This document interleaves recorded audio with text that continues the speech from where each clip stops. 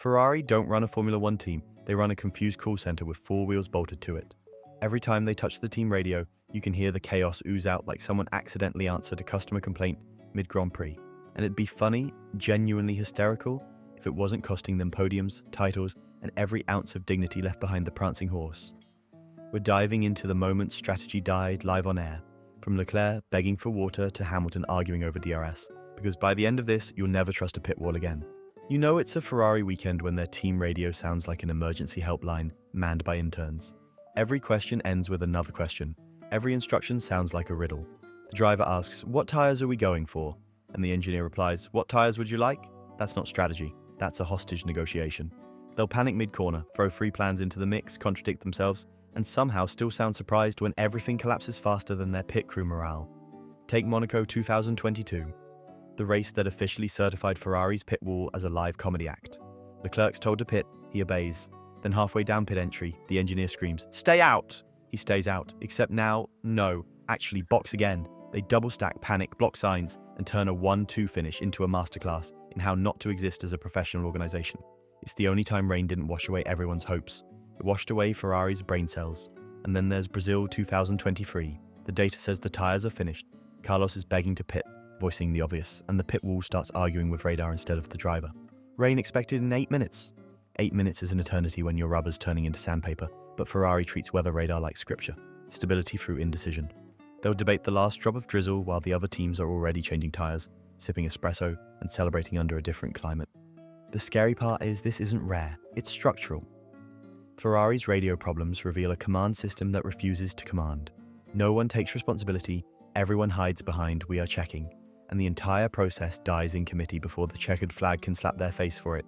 Every voice on that radio sounds terrified, not of losing, but of being the one who made the call. That's why you get Plan A, Plan B, Plan C, and somewhere around Plan F you realize it stands for fucked. Compare that with Red Bull. Doesn't matter if Verstappen's leading by 20 seconds or dragging a broken wing. One voice, one call, zero hesitation.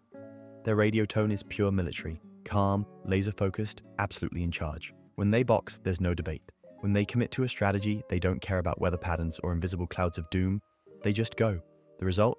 Efficiency so clinical it looks rude next to Ferrari's drama club routine. And it's not a budget issue or luck, it's cultural rot.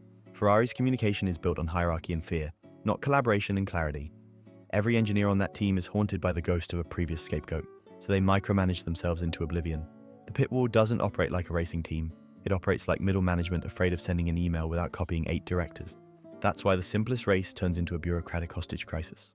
If leadership at Ferrari actually meant taking charge, we wouldn't still be hearing drivers mid-race asking, "What are we doing?" That line, "What are we doing?"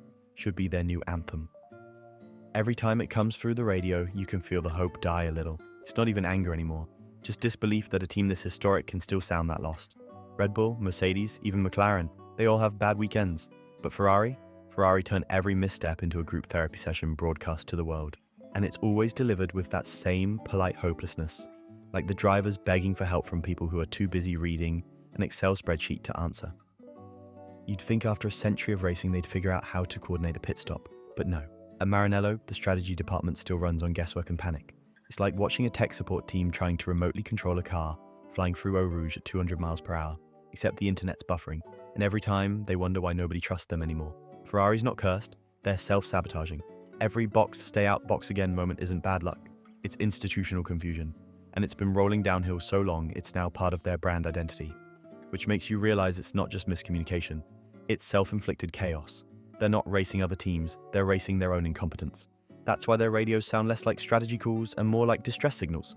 Because behind every bad decision is a pit wall that's utterly, spectacularly, and consistently lost at sea.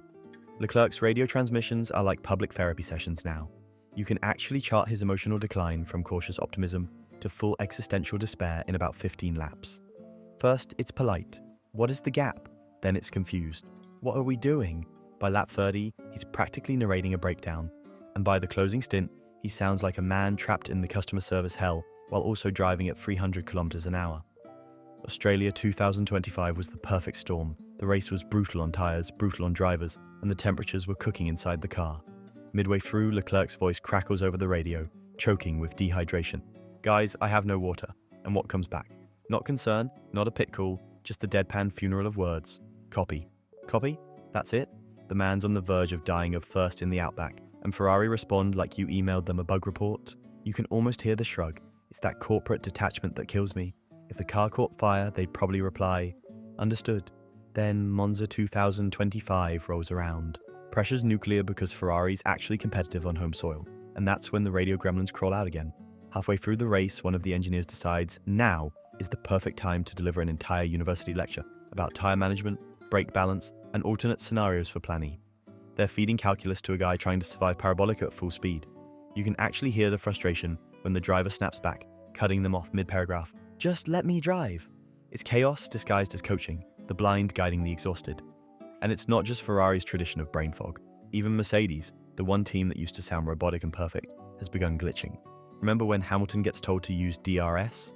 He's side by side with another car mid-corner, risking a wheel-to-wheel shunt, and the engineer decides to remind him of something blindingly obvious. You can practically hear him clenching his jaw before spitting back, "I'm in a corner." That's not miscommunication. That's pure pit wall panic disguised as feedback. The deeper problem isn't that these teams make mistakes. Everyone does. It's that the radio becomes a symptom of a power struggle. Who's really in charge here? With peak Ferrari chaos, the driver starts sounding like the adult in the room. Leclerc is out there literally parenting his engineers. "Tell me now, decision. Box now or stay out." He's not asking, he's demanding organization from a committee that's too scared to make a call. No team should operate like a United Nations summit mid-race, and the emotional cost shows. Every time the pit wall hesitates, the driver's confidence erodes. You can hear it in the tone. It's not anger anymore, it's disbelief. Like, how are we still this stupid in 2025? Leclerc doesn't even rage scream anymore, he sighs. That sigh says everything. Years of bad calls, public humiliation, and endless press interviews where he has to pretend things are improving. They're not. It's the sound of someone realizing the institution they represent might actually be unfixable. You'd think teams would learn that in modern Formula One. Driver psychology is half the game. Verstappen gets calm, short instructions. One word, simple. He doesn't need therapy over the radio, he needs data. Ferrari, on the other hand, treat every lap like an existential debate. "We are thinking of Plan C, unless Plan D looks better around turn 6. What do you think?" What do I think? I think you've just lost 20 car lengths debating a spreadsheet. Even Kimi Räikkönen saw it years before. "Leave me alone, I know what I'm doing." That line wasn't just anger, it was prophecy. He spotted the disease early. Pit wall overreach. The more they talk, the less they lead.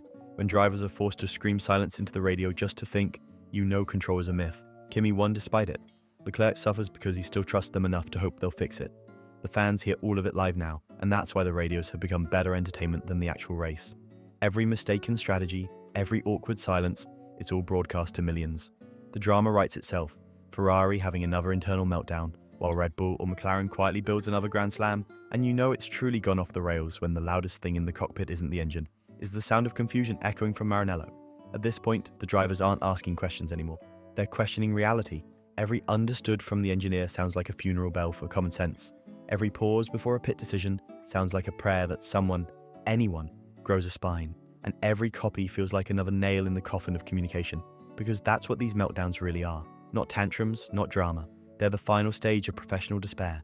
Brilliant drivers shouting into the void, begging a team that's forgotten how to listen. Ferrari built the most famous car in the world, but the people talking to it still can't hold a coherent conversation. At a certain point, Ferrari radios stopped being tragic and became unintentional sketch comedy. Every broadcast sounds like an improv rehearsal where nobody got the script. You've got the driver begging for clarity, while three engineers treat the situation like a conference call where the mute button hasn't been invented. It's the only team in F1 where stand by has become an official strategy. The best part? They all sound painfully polite while everything burns. You'll hear box now, stay out, stay out. The pit crew's already scrambling, the strategists are shouting in Italian, and the car's halfway through the pit lane wondering which reality to obey. Meanwhile, the broadcast world's watching the organizational collapse of a national institution disguised as a racing team. It's art, really performance art. You'd think they'd at least learn to keep private indecision off the airwaves, but no. Ferrari insists on holding live debates during the race. One engineer suggests hard tyres, another says softs. A third wants an offset strategy. It's not Formula One, it's a committee meeting with carbon brakes. And if it's raining, forget it. They'll ask the driver how wet it looks, as if he's got a weather radar mounted to his forehead. The contrast with other teams just makes it worse. Red Bull's radio is a sniper shot, crisp, concise, and lethal. Ferrari's is interpretive dance.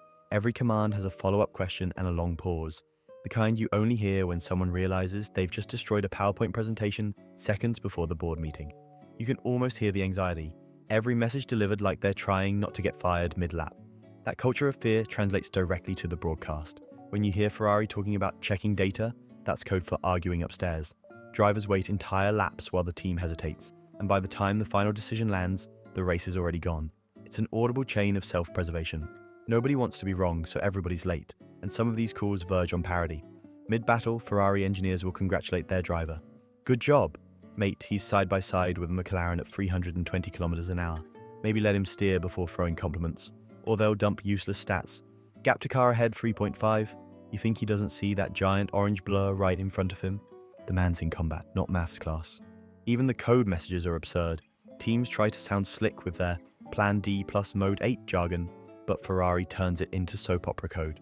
You'll hear Plan C announced, then realize the driver's clearly still on Plan B-ish. Nobody knows what the plans even mean anymore. They're vague prophecies muttered to calm sponsors. Fans treat it like a sitcom now. Every time a new radio fiasco hits the internet, clips go viral faster than the car spins out in qualifying. Memes flood social media within minutes. Someone edits classical music behind the radio chaos, titled The Symphony of Confusion, in F major failure. And the worst part is that it fits perfectly. It's funny until you realize the cost. These aren't harmless jokes. They wreck confidence. For drivers, hearing hesitation kills rhythm. For the crew, it reinforces that nobody has authority. Communication defines leadership, and Ferrari's soundscape screams anarchy. It's not just bad luck or bad ops, it's identity. The pit wall has become entertainment instead of coordination. Every transmission captures a truth fans already know. Ferrari's not a racing operation. It's a live audio feed of panic management. The jokes write themselves because the dysfunction never stops giving. You could mute the commentary and still know exactly what's happening. Confusion followed by regret, followed by copy. The radio isn't a tool for communication anymore. It's a public autopsy of failure recorded in real time. And yet motorsport needs them, because without Ferrari's chaos, we'd miss half the sport's humor.